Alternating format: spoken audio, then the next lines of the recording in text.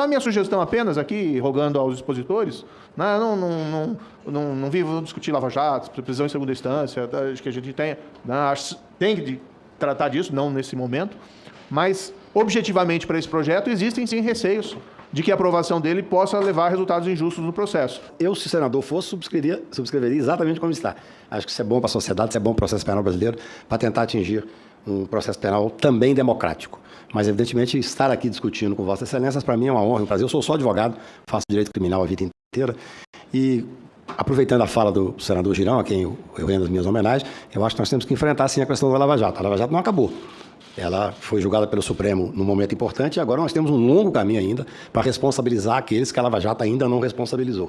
Eu tenho dito que, inclusive, advogados, que, na minha visão, estavam agindo como assistentes do Ministério Público naquele momento trágico do Brasil. O princípio do indúbio pro réu, que é um princípio secular e que acho que todos concordam, é um princípio que tem que valer. Se o Estado, com toda a sua força, com todo o seu poder, não consegue fazer a prova para condenar, é óbvio que o empate tem que prevalecer a favor do réu.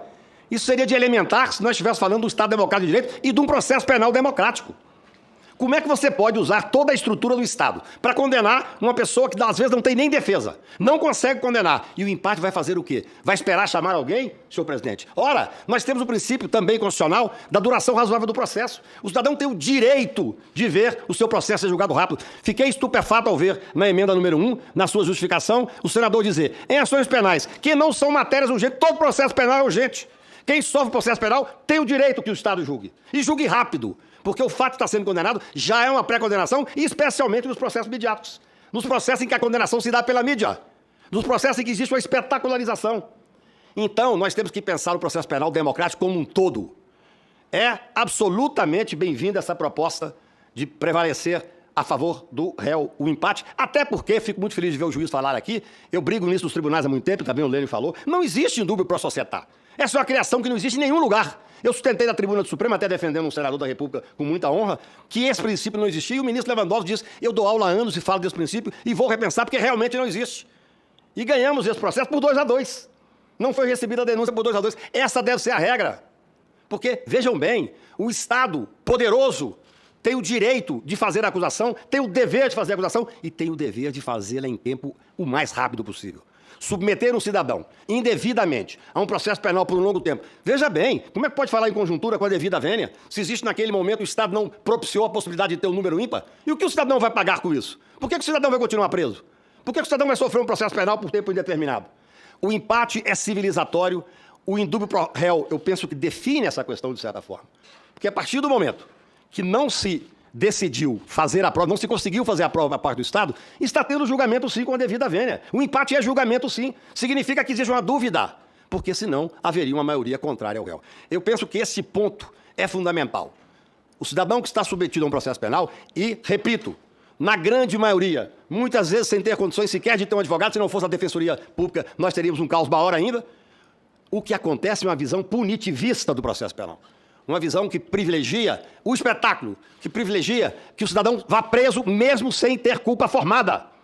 Felizmente, nós temos um Congresso altivo, soberano, que está enfrentando as questões principais como tem que enfrentar. Vou tocar en passant também no outro ponto que me parece fundamental, da possibilidade de existir a hipótese do habeas corpus de ofício. Isso é absolutamente fundamental. É bom que se conste, senador, que isso conste do texto, sim.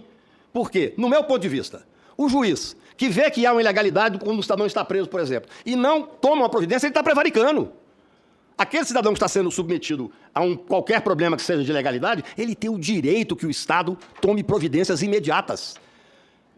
Foi citado aqui o ministro Gilmar na 470, e é muito bom ler o que o ministro Gilmar tem julgado hoje, com o brilhantismo que lhe caracteriza, com a seriedade, com a coragem, a quem eu quero prestar as minhas homenagens, tanto na questão do empate, quanto na questão do juiz que tem o direito e o dever de julgar quando há, obviamente, uma ilegalidade patente que o juiz pode sim resolver através do julgamento do habeas corpus de ofício. O habeas corpus de ofício, o habeas corpus é um requisito essencial para a liberdade. Felizmente, os tribunais foram aumentando. Para muitos ainda, o habeas corpus deveria ser só para quem está preso.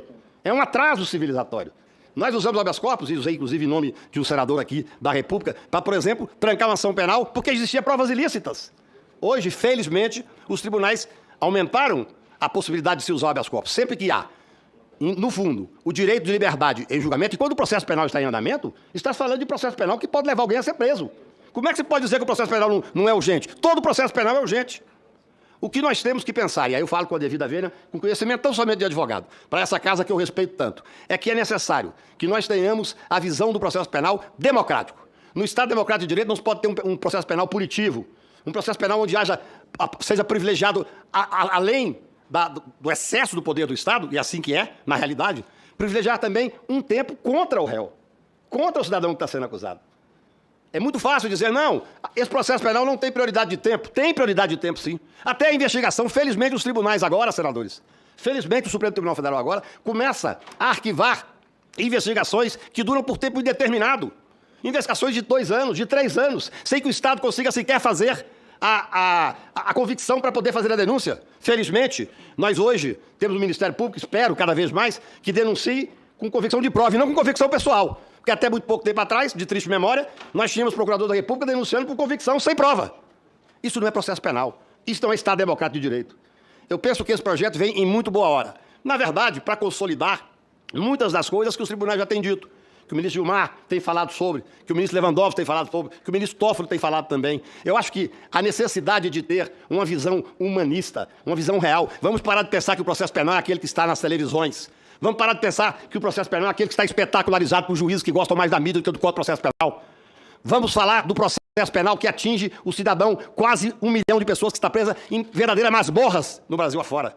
Eu tive que ir, presidente, até com certa vergonha, mas fui, em nome de um cliente, ao Tribunal Europeu de Direitos Humanos para tentar impedir uma extradição para o Brasil, alegando a miserabilidade dos presídios brasileiros e consegui eliminar lá. Olha que tristeza para o país. Alegando, inclusive, uma decisão, junto com o meu querido amigo Geraldo Prado, alegando a decisão, vou terminar, do Supremo Tribunal, que julgou o estado de coisa inconstitucional dos presídios brasileiros. Peço a vossas excelências, agradecendo a possibilidade de falar aqui, que vejam o Estado penal democrático, que vejam o cidadão que está preso nesse sistema carcerário que envergonha o Brasil. E veja que é necessário que nós possamos dar agilidade. O princípio do empate é indúbio pro réu, que é um princípio secular e aceito por todos, e, evidentemente, o direito do juiz dar um habeas corpus de ofício é quase uma obrigação, é mais do que um direito do cidadão. Muito obrigado. Eu agradeço, doutor Cacai.